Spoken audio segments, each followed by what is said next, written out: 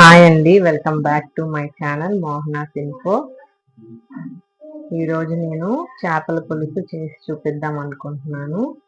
దానికోసం నేను ఒక హాఫ్ కేజీ చేపలు, క్లీన్ చేసినటువంటి చేపలు తీసుకున్నాను విత్ హెడ్. నైటే నేను క్లీన్ చేసి పెట్టుకున్నాను.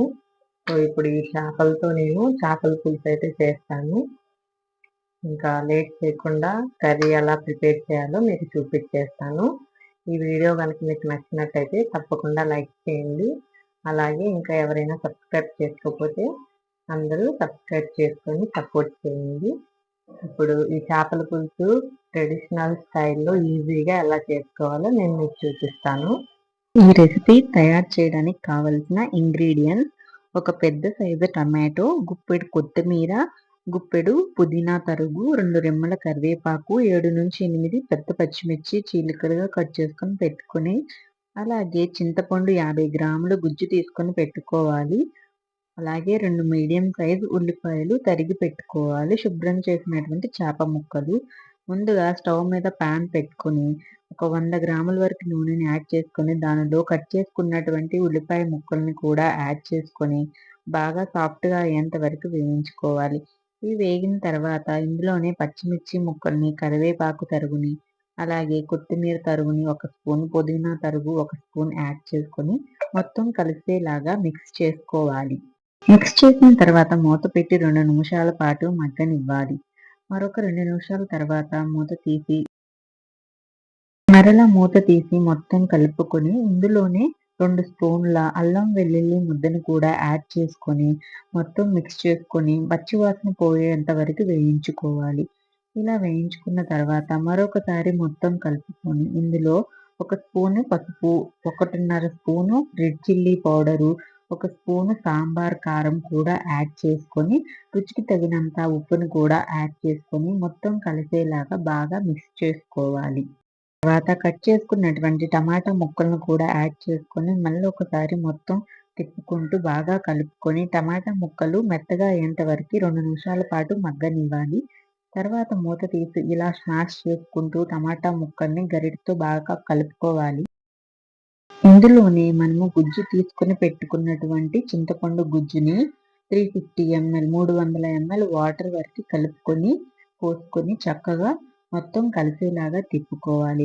మీరు ఇది వేసిన తర్వాత పులుపును ఒకసారి చెక్ చేసుకొని మరీ పుల్లగా ఉన్నట్లయితే కొద్దిగా వాటర్ని యాడ్ చేసుకొనవచ్చు. ఇలా బాగా తిప్పుకొని ఈ స్టేజ్లోనే కొద్దిగా ఇంగువను కూడా యాడ్ చేసుకొని ఒకసారి మరలా కలుపుకొని ప్రిపేర్ చేసి పెట్టుకున్నటువంటి ఫిష్ మసాలాను కూడా యాడ్ చేసుకోవాలి. ఈ పైన ఇచ్చినటువంటి జీరా, అలాగే ధనియా, మెంతులు ఇవన్నిటిని కలిపి మిక్సీ పట్టుకున్నాను. ఈ పొడిని కూడా యాడ్ చేసుకొని బాగా కలుపుకొని మరొకసారి మూత పెట్టుకొని బాయిలింగ్ అయ్యేంత వరకు దీన్ని ఉడికించుకోవాలి. ఒక 5 నిమిషాల తర్వాత మూత తీసి చూసినట్లయితే ఇలాగా మరుగుతూ ఉన్నప్పుడు మనము కట్ చేసుకొని క్లీన్ చేసుకొని పెట్టుకున్నటువంటి చేప ముక్కల్ని ఒకటొకటిగా నెమ్మదిగా దీనిలో వేసుకుంటూ చక్కగా ముక్కలన్నిటిని ఈ పులుసులో వేసుకొని మొత్తాన్ని ఒకసారి వెంటనే ఒక స్పూన్‌తో నెమ్మదిగా ఒక పక్క నుంచి వేరొక పక్కకి టర్న్ చేసుకోవాలి. టర్న్ చేయకపోయినా పర్లేదు. వెంటనే మనం చేసుకుంటే ఒకసారి సరిపోతుంది. ఎక్కువ చేపలు కనుక చేస్తున్నట్లయితే ఇలా టర్న్ చేసుకోకుండా ఆ పులుసులో వాటిని అలా వేసి వదిలేయడమే మంచిది. ఇలా చేప ముక్కలు మరొక పక్కకు తిప్పినాక మూత పెట్టుకొని మరొక 10 నిమిషాల పాటు మనం ఉడికించుకోవాలి. ఇప్పుడే మనము 1 స్పూన్ పుదీనాకు, కొత్తిమీర తరుగును కూడా యాడ్ చేసుకొని మూత పెట్టుకొని మరొక 10 నిమిషాల పాటు ఉడికించుకోవాలి మీడియం ఫ్లేమ్‌లో. 10 నిమిషాల తర్వాత మూత తీసి చూసినట్లయితే ఇదిగోండి చూడండి చక్కగా ఉడికిపోయింది చేప ముక్క. సో ఇప్పుడు నేను ఇట్లా పట్టుకొని తిప్పుతున్నాను కదా మసిగుడ్డతో. ఇలాగా మీరు ఒక మసిగుడ్డ తీసుకొని గిన్నెను పట్టుకొని నెమ్మదిగా కలుపుతూ రసం అంతా కలిసేలాగా తిప్పుకొని టేస్ట్ ఒకసారి చెక్ చేసుకొని ఉప్పు చాలకపోతే ఒకసారి యాడ్ చేసుకొని మరింత కొత్తిమీర, పుదీనాకును కూడా యాడ్ చేసుకొని 2 నిమిషాలు ఉడికించుకొని వేడి వేడి అన్నంలో ఈ చేపల పులుసు వేసుకొని తింటే చాలా కమ్మగా ఉంటుంది. చేపల పులుసు చేసిన వెంటనే కంటే 2, 3 గంటల తర్వాత సర్వ్ చేసుకున్నట్లయితే దాని రుచి మరింత ఎక్కువవుతుంది. ఇలా చేపల పులుసుని మీరు కూడా ట్రై చేసి మీకెలా వచ్చిందో కామెంట్ సెక్షన్‌లో కామెంట్ చేయండి. మరిన్ని హెల్తీ రెసిపీస్ కోసం మోహనాస్ ఇన్ఫో యూట్యూబ్ ఛానల్‌ని సబ్స్క్రైబ్ చేసుకోండి. అలాగే ఈ వీడియో గనుక మీకు నచ్చినట్లయితే తప్పకుండా ఒక లైక్ అయితే చేయండి.